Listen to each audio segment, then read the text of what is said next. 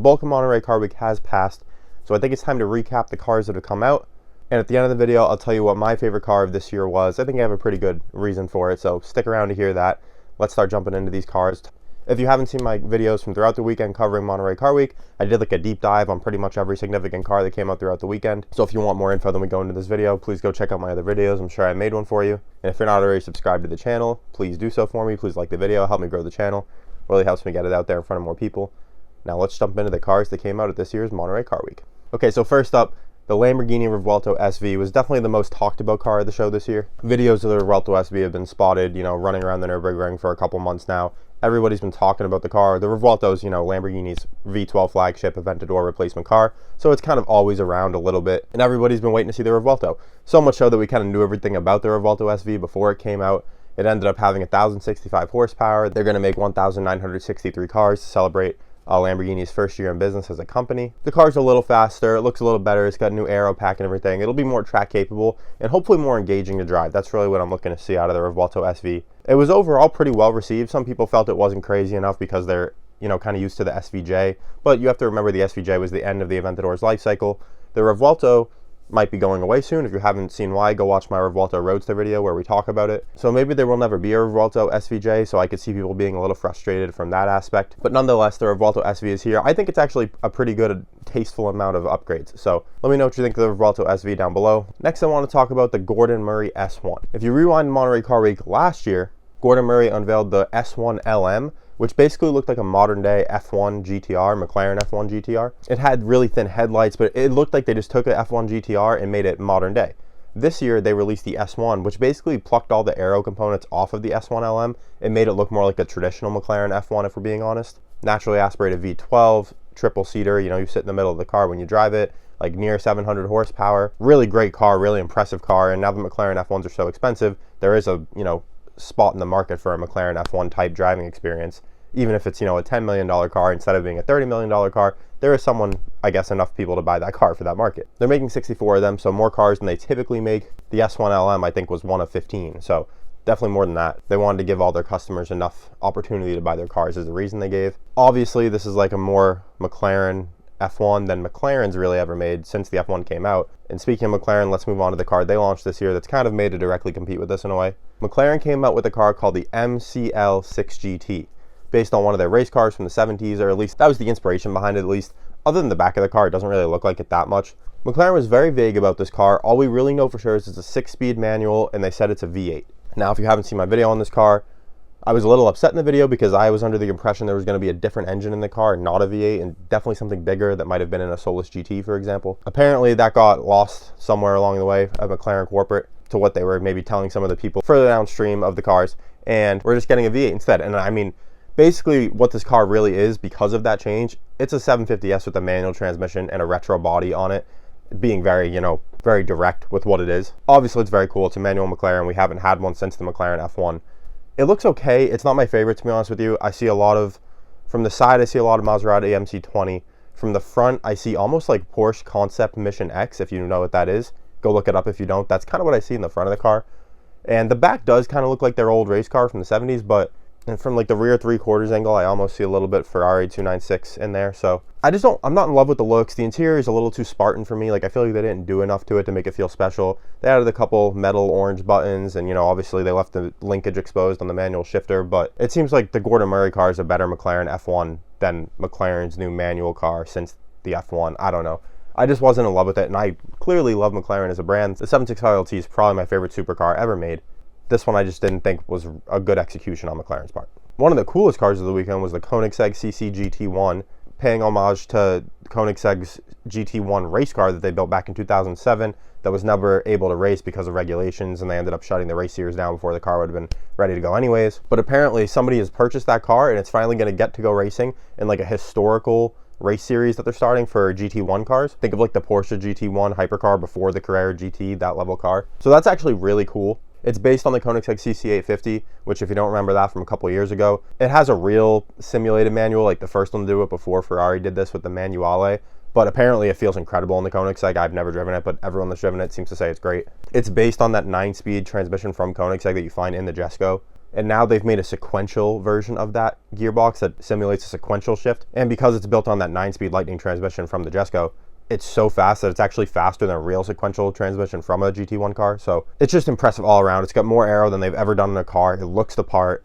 I really like it a lot. The only thing I would change about that car is I would have a squared off steering wheel on the bottom instead of a circular one, just because I think the wheel in the Jesko is more appealing than the wheel in the CC850, but that's all I would change about that car. It's incredible. Even to start the car, you like flick up a little button like a real race car, and you have to press it after you flick the thing up. Then to shut it, like you flip the switch down and like the whole thing shuts off immediately. It's really cool. It's got like a white carbon fiber. Everything's cool about that car. The price, I'm sure, is insane. There's only 70 of them. They're all sold out. But Koenigsegg certainly brought the heat this year. Another company that brought the heat this year, the Bugatti Destriere. The Bugatti Destriere is essentially a road legal bolide. If you don't know what the bolide is, it's Bugatti's track only hypercar, like everything thrown at it. 1600 horsepower, W16 quad turbo engine, but with the aero of like the Vision Gran Turismo concept before the Chiron ever came out, if you remember that, back from like 2014. The car sits a meter off the ground. It's super duper low. It's literally a road legal bolide. They just made it look more like one of their regular Bugattis on bolide proportions, and it looks absolutely incredible. The interior looks great too. It keeps the racing steering wheel from the bolide, but now it's all wrapped in leather, and the carbon tub that you sit in is all wrapped in leather, and the materials are just excellent. But the proportions of that car and the looks, it might be the most beautiful car in the world, honestly. Like, it's that good looking. It is going to be road legal, but who knows if it'll ever actually get used on the road. It's clearly not like, it's not even going to be as road capable as like a regular Bugatti Chiron is, for example, but it technically will be road legal, so that's pretty cool. But just a beautiful looking car. I can't wait to see what they do with the Tourbillon. Bugatti's doing really good stuff right now. So the Destrier, absolutely beautiful car, and I'm sure performance wise, it's probably the most capable thing that came out this weekend, but it won't be running for a few years. We won't really know for sure. I guess it's such a rare car, but it's just so gorgeous. Another car that came out, the Aston Martin Valen. Essentially a Aston Martin Vanquish that you can really be as bespoke as you want with a different body on it. I don't love the front of this car. I made that clear in my video. I think it looks like a Camaro from head on, to be honest with you, or even a Mustang a little bit. The sides and the back I think are pretty great. The interior is pretty much Vanquish with a couple little touches. I am interested to drive it in a way because they do say that they mounted the V12 like to the chassis for the first time ever in one of their V12 cars basically, so I bet it drives a lot sportier. And they also gave it the Aston Martin Vantage GT4 race car transmission tune, so it's probably a lot snappier than a regular Vanquish, which I think is a good thing. And we haven't seen a Vanquish S yet, so maybe this is a Vanquish S before the Vanquish S comes out. And to be honest with you, if they do release a Vanquish S or Vanquish AMR, whatever they call it, I see no reason to get this Valen. Just spec a Vanquish exactly how you want it, spend the extra money through Aston Martin Q. I think that'd be a way better use of the money whenever that comes out. It looks pretty cool. I just don't think it's worth the money. I mean, it's like, you know, 5 times the cost of an Aston Martin Vanquish for a slightly worse looking car, if you ask me. Except the back. I do like the back better than the regular Vanquish, but for an extra $2 million, I think I'm okay with the regular Vanquish. And honestly, I'm probably okay with the DBS instead of either of them. So, a couple cars I want to quickly touch on that I haven't made a video on yet, but I will be making one after this because I think they deserve it. Spyker released a new car. It's called the Spyker C8 Prelator 25 Coupe. That is a terrible name if they didn't know that. But Spyker's back. I mean, the last car they made was a long time ago. I want to say like 2007, and it was really built on an Audi R8 that they basically did like a coach build on, almost like what Pagani does, but on an Audi R8 instead of on like an AMG V12. Really beautiful cars, very bespoke if you like that type of thing. And they've made a new one with 800 horsepower from a twin turbo V8 Audi derived engine, funny enough, paired to a manual, which I don't think ever has been done before, at least by a manufacturer. So, and in that same video, we're going to talk about the Brabus Bodo. Brabus released a Bodo 2 months ago, I want to say, but they released the Bodo convertible at the show. If you don't know Brabus, they've been known for tuning Mercedes for like decades at this point. I think Mercedes has even acquired them at this point and kind of brought them under the umbrella, but they don't officially sell them through the dealer as far as I know. But really good in-house Mercedes tuners, and they've also done work with Porsche and Aston Martin, which is what brings us to today. Brabus have basically taken an Aston Martin Vanquish, taken like the underpinnings, the engine and everything, and then made their own car of it. So they put their own completely carbon fiber body on it. It looks really good. It almost looks like the body looks more Mercedes to me than it does Aston Martin. The back of it almost has like that Rolls-Royce swept tail look if you haven't seen that car. And the front just looks like Mercedes, but with like a more of a Aston Martin proportions to it.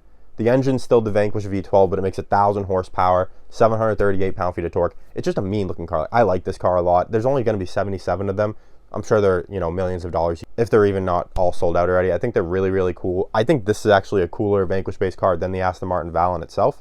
And I love Aston Martin. Aston, if you're watching, I'm a big fan. The Valen just wasn't it for me, but this Brabus Bodo built on an Aston Martin Vanquish, which, of course, they needed the Vanquish to do in the first place. I like it a lot. Good job, Brabus. That'll also be in my video. I'll do a video just about the Spyker and the Brabus for you guys, so be on the lookout for that. And now it's time. I promised you my favorite car of the weekend. For me, it's kind of a no-brainer. I will give an honorable mention to the Koenigsegg CCGT1 because I thought that was really cool, and I would love to drive that. I bet it's probably the most fun car to drive out of all these maybe this weekend.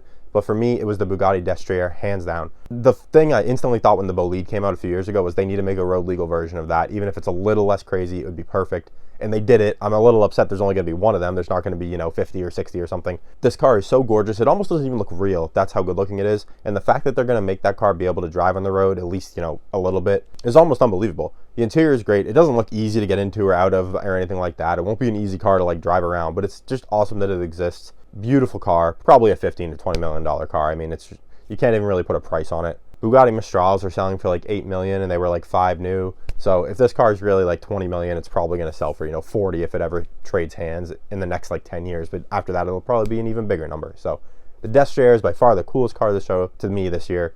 Please let me know in the comments down below what was your favorite car of the show. Are there any cars I haven't mentioned that you want to see? Let me know. I'd be happy to, you know, make a video for you or at least answer you in the comments. I appreciate all you guys that have been, you know, commenting and subscribing and everything this weekend. I've got some great new subscribers. If you're new to the channel, you know, I'll do videos like this all year, but the Monterey Car Week gave us plenty of cars to talk about. Please like the video for me. Please subscribe, and I look forward to seeing you guys in my next video. Have a good one.